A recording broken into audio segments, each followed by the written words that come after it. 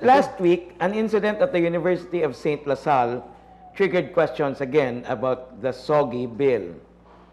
I am referring to an incident on, ano ganito? I am referring to, I am referring to a post on the Spectrum, the official student publication of USLS Bacolod, which featured a candidate answering a question about her opinion on the SOGIE bill. That student, Shaina Binatbat, was apparently, how do you call it now? Bashed, actually bullied on Facebook. Now, bashed is a term for social media which refers to someone being bullied on Facebook. But the long and short of it, it was actually bullying. So Shaina Binatbat got flack for stating her opinion about the SOGIE bill. And we have Attorney Lyndon Cana to talk about this and developments about the SOGIE bill. First of all, Attorney, what was your impression about this incident? First, Jules, I was not surprised because the treatment that China received is not peculiar to her case alone. I have personally experienced that same treatment in Congress itself with the authors of the bill. I have already appeared in Congress, I think 4 or 5 times. First through face-to-face and then through Zoom meeting. And no less than Representative Geraldine Roman called me on record hypocrite,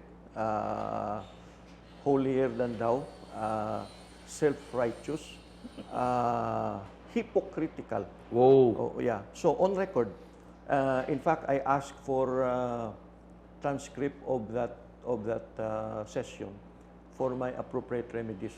So I am not surprised anymore why these things happen. There is a vehemence and a passion in the among the supporters of SOGIE bill that make it hard or impossible for civil discussion to take place. But what do you think? Was it fair for her to be treated like that? Of course, it is not fair, and this incident, in a sense, I am happy that it happened because we have documentary evidence of the danger of SOGIE bill being weaponized when it becomes law. We affirm that we respect the LGBT community. What we are up against is the bill itself. We think and we feel it's not fair. We feel and think that it's going to create a super class of sector in the Philippine society. We feel that the rights of the straight, quote unquote, the rights of the straight community are not given due respect in the bill. There is no protection for them. There is no recognition for them. There is no statement of the right to one's belief. I have read 9 versions of the bill, Senate and House version. They're trying to consolidate it. They all have one common concept, that if you speak against SOGIE, it is either stigma or hate speech. It is, in the words of the bill of Representative Roman, it is creating an environmentally distressing situation, emotionally distressing environment for a member of the LGBT community, which is actionable or punishable. For example, if you say that I believe that a man and a man having sex is a sin and a wickedness, it will upset the listener who may be LGBT or pro-SOGIE. That by itself, by definition of the prohibited acts listed there, there is a very long list of prohibited acts, discriminatory acts. That by itself is punishable. And the range of penalties in the SOGIE bill vis-a-vis the current revised penal code on libel and besmirching one's reputation, they are grossly incompatible and they are grossly unequal. If you insult an LGBT member for his SOGIE, or if you say something that distresses him or her, the range of penalty is 100,000 to half a million peso fine and 6 years to 12 months imprisonment versus the ordinary libel, insult under the revised penal code, which is only 1 month to 6 months and a maximum of 20 peso fine. So the same offense of offending feeling and insulting and quote-unquote discriminatory speech, etc., the same class of crime, if you commit it against an LGBT member, you get to pay for it more severely than if you were to commit it against a member of the straight community. So there are very huge And they get constitutional and legal issues with the bill itself. But my concern about this, they get to define what is distressing for them. Yeah. So hindi mabutang na even sa terms of reference kung They define it. They define what is discrimination. Discrimination is anything that negates or does not recognize or suppress or demean three rights of the LGBT community in the SOGIE bill: the right to sexual orientation, and orientation is the direction of your romantic or Yes. sexual attraction. Then your gender identity, the way you identify yourself, and your right to express. So these are three fundamental foundational rights. They seek to elevate on the same level as the same rights covered under Article 3 of the Constitution, which is the Bill of Rights. hypothetical nga situation. For example, may grupo sa mga agi. Nagkadto simbahan, nagirihi sila. They acted gay. They acted gay sa simbahan. And then ma-react ka da, they can charge you for discrimination. Hindi man siguro right away, because the court, if the bill ever becomes a law, the court will look at the proximate cause of the action of the church against them. Was it the laughing and the disturbance of the proceedings, or the fact that they express their sexual orientation, gender identity, and it may or it may not be, depending on the facts of the case. However, Isa pa gid, sir. I mean, for us to be sige. hypothetical yapon. May gay abi nagsakay sa jeep, nakatangga siya nga bikini. Gagwa ang itlog yabi. And then I feel distressed sa ginhimo ya. and then magreklamo ko, I can be charged for discrimination. Depende kung paano ka nagreklamo. Do ka sadya niya. Paano ka nagreklamo, Blahaw? Ano nga, paghambal mo sa iya nga, sir, ang imo jingle bells gagwa. Okay. You may have a problem first with the pronoun that you, with the title that you use. Because gahambal siya, do not call me sir. But may itlog. Under the bill, in the definition of discrimination, section 3-C of the bill, the actual gender of the person offended is not relevant to whether... Not relevant. Yes. That is the language of the bill itself. Amo na ang mga nagabas kay China, wala na sila kabasa sa SOGIE bill. Kung nakabasa sila, wala sila kaintindi sa SOGIE bill. In other words, maski klaro na gina siya nga biologically, anatomically male, and in your conscience you call him sir, but ga-insist siya, no, I'm a man. Under SOGIE, the law itself, the bill itself says, truth is not a defense. Truth is not a defense. Truth is not a defense. It doesn't matter. Because right niya nga magkilala kung ano siya. So there's nothing absolute now. Amo na siya ang ginareklamo namon sa SOGIE. Wala kami nga kontra sa LGBT. Ang bilya, ang terrible gid nga bill. Example, I'll add to your example. Ato na lang gid ang actual case ni sino? China. Wala. Ato lang nagsulod to lang hindi sa CR. I forgot the name. I forgot. Si Gretchen somebody or whatever. Okay, naka-miniskirt siya, naka-ano siya. Okay. May boob siya. Pero wala pa na complete ang iyang nga process of medical operation, etc. So gayon siya bahay siya karon. Masulod siya sa CR. Hindi siya pag-allow sa security guard. under SOGIE, gahambal siya, bayi ko. Siling sa security guard, excuse me, sir, laki ka. So na-offend siya, kag na-offend pagid siya nga hindi siya pasudlon, amutong dako dayon nga kaso, tanan nga mga authors ang SOGIE bill, sila ni Hontivero, sila ni Geraldine Roman, etc. All quote-unquote human rights, etc. whatever. Which brings me to the question, Anay, sir, Yeah. no? Yeah. All of those who are supporting the SOGIE bill, including these people nga very, very, very rabid sa Facebook, are also defenders kuno of freedom of speech and freedom of expression. But the very bill they are pushing is actually trying to suppress that. Yeah. Okay. I'll go back to that incident. Okay. Obviously, there are two groups here invoking the same right. Okay? Freedom sa LGBT community, freedom sa straight community. What is the state supposed to do in that case? Okay. So, balancing of interest test, ibalansyo na sila. Is there a way to respect the rights of the minority without also derailing or denying the rights of the majority? Can you give space for the minority while respecting the prevailing view of the majority? Amo na siyang Solomonic question. Alright, disclaimer, up to this point, wala ta naghambal nga panulay ang mga LGBT. Kay basi bala may mahambal nga ginapakalain ta sila. We are discussing the SOGIE bill based on its merits. Yes. Alright, In sir. fact, gusto ko na i-affirm, Sir Jules, nga hindi tama deny ang reality nga may LGBT. May mga parinti ta LGBT, may uputa sa simbahan nga LGBT, may classmate ko nga LGBT, may mga best friends nga LGBT.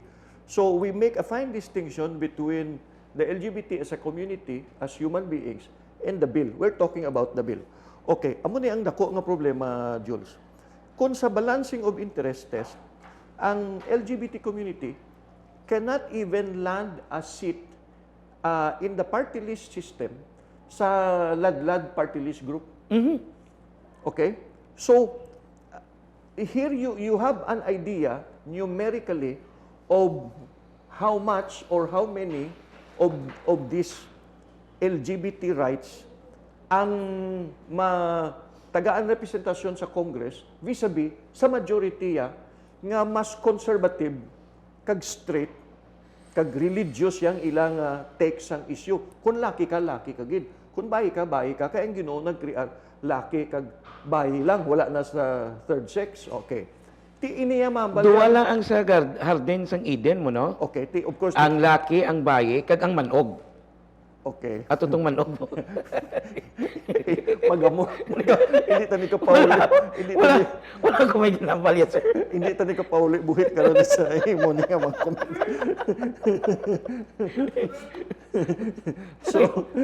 So anyway, amo ni no. Ang LGBT community gareklamo sila nga hindi ninyo pag-impunihi kami sa inyo Bible. Ang inyo pagtuo na no. Fair enough. Fair enough. Okay gina, perfectly correct and wonderful. Galing the opposite is equally true. Hindi man kami pag-impunihi sang inyo nga pagpati nga laki kamo bisan bayi kamo or bayi kamo nga laki kamo nga kami ma-adjust sa inyo kag kun maghambal kami nga laki kagid or bayi kagid ipapriso ninyo niya kami. Sir, sa New York, 47 ng gender mo. Oh. 47. 47 ang gender. 47, Di grabe. Sa duwa pa lang na hindi na ni mahusaya ng Pilipinas. Gamo na gani, laki bayang ginaway mo. Okay. Sa Congress, sa Senate, pag debatihay, gin cross-examine kami. Why would it create trouble and confusion in society? Because ang amon group, Coalition of Concerned Families of the Philippines, we are for the protection of the family, siling namon, ma-confuse gini, hindi na ni mabalaan. What is a man, what is a woman, hindi na mabalaan. Wala na gini sang definitive definition. What is a husband, what is a wife? What is a father, what is a mother? Pagpasulod mo ni isang SOGIE, guba gini tanan. Why gini, hindi na gini maintindihan ni. No? So wala namon gina-deny ngati amo na yung balatsagon mo, amo na yang imo nga realidad. Okay? There is room for everyone on God's earth.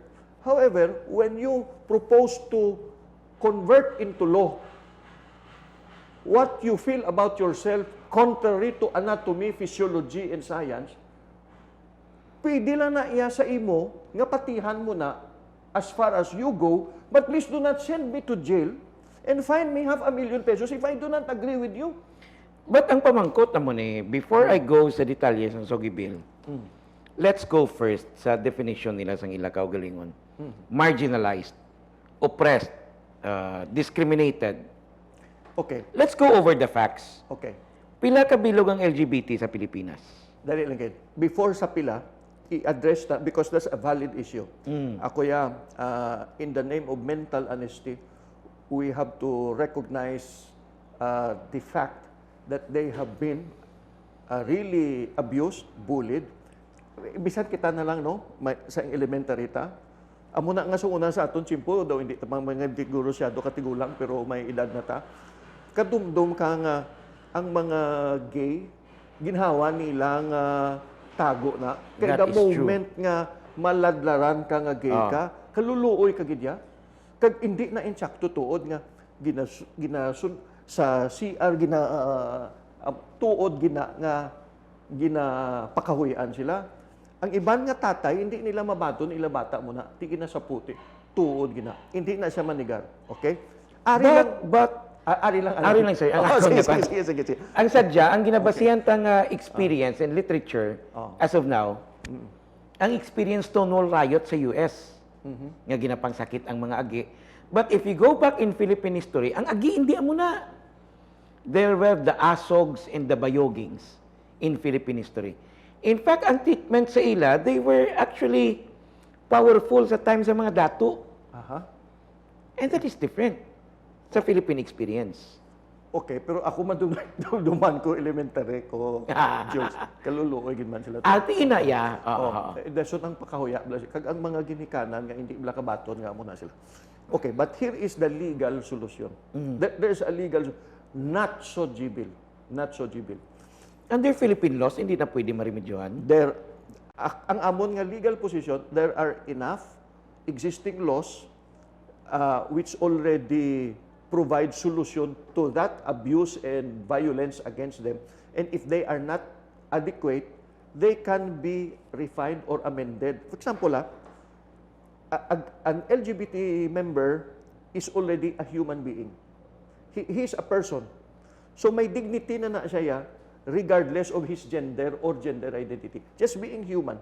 And you have a lot of rights that guarantee respect for you being a human being regardless of what your gender is and what your gender identity is. Now, for example, physical injuries, homicide or murder or etc.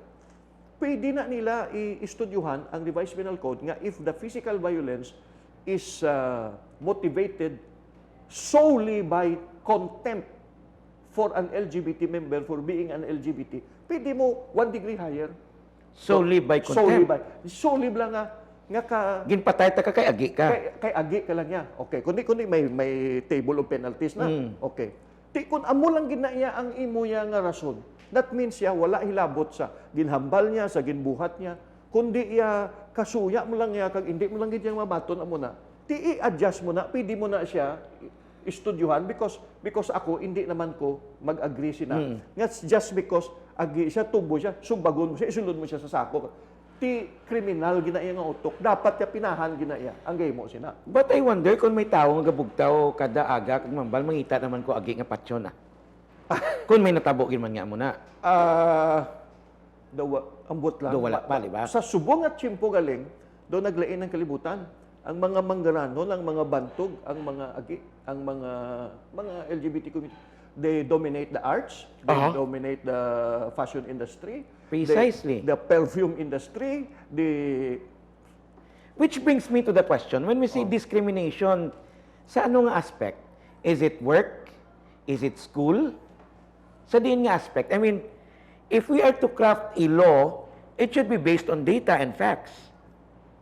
That is a good question. In what way are they discriminated today? No, because times have changed. In fact, I do not see discrimination the way there used to be. In fact, I see them as a very respected and very adored class. Grabe mga talent nila, ka mga milyonaryo sa ila, ka mga sagad sa ila, ka mga tanda gid sa ila. Damo pa sila kwarta sa aton Damo gani. sila kwarta sa mga tao nga straight, no? Okay. So, ang question, ano gid nga necesidad nga mapasar ka sang bill, himon mo layi nga hindi ka pwede kahambal kontra sina. Speech, ang speech alone, they call it stigma. Stigma, hate speech, discriminatory act. Okay. Kag nga ang kadako gid sang penalty. Grabe gid ya kadako ya, hamak mo ya. 6 years to 12 years, 100,000 to 500,000 nga ang for the longest period of time ang insulto sa tao sa libro ta nga current revised penal code. Di 6 months naleksyonan ka na kay nagapang-insulto ka. Ang slander na. Napakanubo ka o sa iban. 20 mil o halong ba mo next time hindi ka mag ano gid niya sila vis-a-vis sa iban nga hindi iya mag-agree sa ila lifestyle nga kung parehas man lang ang krimen gin-insulto sila gin-insulto man sa piyak, grabe ang insulto sa ila ya. Grabe gid the rest of your life practically priso ka kag tunga sa milyon ang ibayad nga ang sa piyak ya 20 mil lang kag 6 months lang. So basically special law ni siya. SOGIE bill will, because it contains penalty, it becomes a criminal law, penal law. Penal Providing penalties therefore. Yeah. Pero what I mean, in a way, special siya. Di kay para sa LGBT mo. Which brings me to the question, isn't that unconstitutional? That is one of Class legislation. That is one of the 12 legal points that we raised against the SOGIE bill in the hearing sa Senate kag sa Congress. But then again, ang problem ko is this Pwede taning madala sa pangapi mo. What I'm trying to say is, ang solution should not be to criminalize, but to seek better understanding through dialogue. Oh. I mean, for example, kita kontra na, ita kung sa Facebook, gapakitang gilas ta mo. Pero kung mag-istorya na ita nga duwa lang ta, hindi taguro magpasikat. Oh. Kay wa may gapamati mo. Basta may kape lang. Basta may kape, di ba? I mean, kung ang tawo at takihon mo sa Facebook, natural mabato na. Mapakita mo na nga, may nabalaan man ko. Pero kung kita lang nga duwa, base hindi. Oh. I mean, can't we do it through dialogue? There are groups now promoting dialogue. Kami, because I belong to the church sector, faith-based sector, quietly, may ara na mga dialogues. No? Gali kay wala na namon gina Facebook, kay ma-pick up lang sang amuni or amuna nga grupo from all sides, kagamo. Pakalaino naman. Either from this side or from the other side. Mahambal ang piyak nga nag-compromise kamo nga ang nagasagay na kamo amuna, no? So may amuna nga flip side. May ara man nga iban niya nga ang mga hypocrites na ginadilyo, the church Budlay. is a hypocrite. Amuna. So para wala na lang gamo kay kakamandel ang issue. So in fact I can give you name, no? I can give you a good name, you can search him out. Vince Santiago, V-I-N-S Santiago. Iniya, grabe giniya, unique, classic ni siya sa church. Nagpa-sex change gini siya. Ang sadya, nagbalik siya sa pagkalalaki, pero ang iya nga operasyon, female na ang iya nga organ, kay hindi na ma-repair surgically. Hindi na. Kay extensive ang iya nga sex organ. Gin-change niya into female. Series of surgeries ni. Ang sadya karon kay, okay, in the language of the church, he found the Lord and he found his true identity. Ang sadya, it cannot be restored surgically. Oh my. His male sexual organ cannot be... Nautod na. Is gone. It's no more. So here he is. No, with the surgical amendment of his constitution, physical constitution. But now, going back to a mind frame, nga laki siya, he now has a national ministry in his fellowship, which is raising eyebrows in the traditional church. Why so? Because his fellowship is really LGBT community just the way you are. Yeah, so you go to his fellowship Just the way you are. just the way you are. So if you have surgical boobs or whatever, you have miniskirt, just come and the love of the Lord will just deal with you. So there's a new approach to ministering to the LGBT community introduced by Vin Santiago. Some of the church elders find it wonderful. Some are hesitant to embrace it. Yeah, wait a minute. Though gina-compromise na ng faith na or what. So there's a lively discussion, subong, no? Because even former LGBT nga nagbalik, half agree with the approach of Vince, half do not agree with him. Pero sa kwani, sa mga born-again churches, Yes, yes. Ang punto ko lang, I'm just mentioning that to show that the church is trying to reach out to the LGBT community. But we cannot do it on Facebook and social media because it is so difficult to have decent and sane discussion. discussion. Indeed. Yeah.